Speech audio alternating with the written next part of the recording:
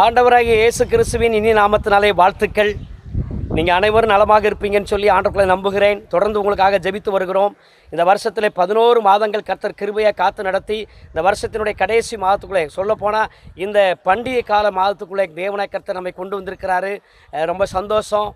நீங்களும் தொடர்ந்து எங்களுக்காக வருகின்ற துணி ஊழியத்திற்காக ஜெபித்து கொண்டிருப்பீங்க. அநேகர் தாங்கி வருகிறீர்கள். கர்த்தர் நிச்சயமாகவே அதற்கெல்லாம் ஏற்ற நல்ல பலனை உங்களுடைய வாழ்க்கையில் உங்கள் குடும்பத்தில் செய்வார். இந்த மாதத்துலேயும் தேவனாய் கர்த்தர் நமக்கு ஒரு நல்ல வார்த்தையை வாக்குத்தத்தமாக தாராரு. எரேமியா சோத்திரம் 39:18 படி உன்னை நிச்சயமாக விடுவிப்பேன் என்று சொல்லி கர்த்தர் நமக்கு வாக்கு பண்ணியிருக்கிறாரு.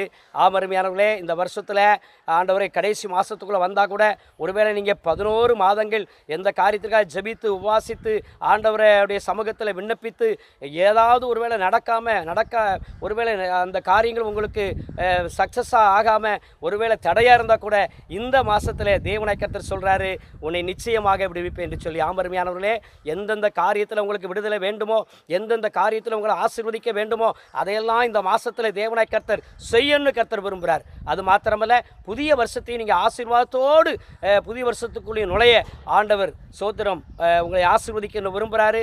தொடர்ந்து ஜெபம் பண்ணுங்க, முடிந்தால் உபவாசித்து ஜெபியுங்க, ஆண்டவரை அதிகமாக தேடுங்க.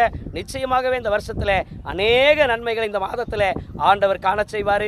வருஷத்தின் இறுதியாக இருந்தாலும் பரவாயில்ல, எந்த நிமிஷத்துலையும் கர்த்தர் தாமே உங்களை விடுவித்து ஆசீர்வதிக்க முடியும் என்பதில் கவனமாக இருங்க. ஜெபம் பண்ணுங்க, உபவாசித்து ஜெபிங்க, ஆண்டவரை தேடுங்க. தேவன் உங்கள் வாழ்க்கையிலையும் அற்புதங்களை செய்வார். எங்களை இத்தனை ஆண்டு காலம் நடத்தின நல்ல ஆண்டவர் எங்களை நடத்தினது போல உங்களையும் நிச்சயமாக நடத்துவார். God bless you. ஆமென்.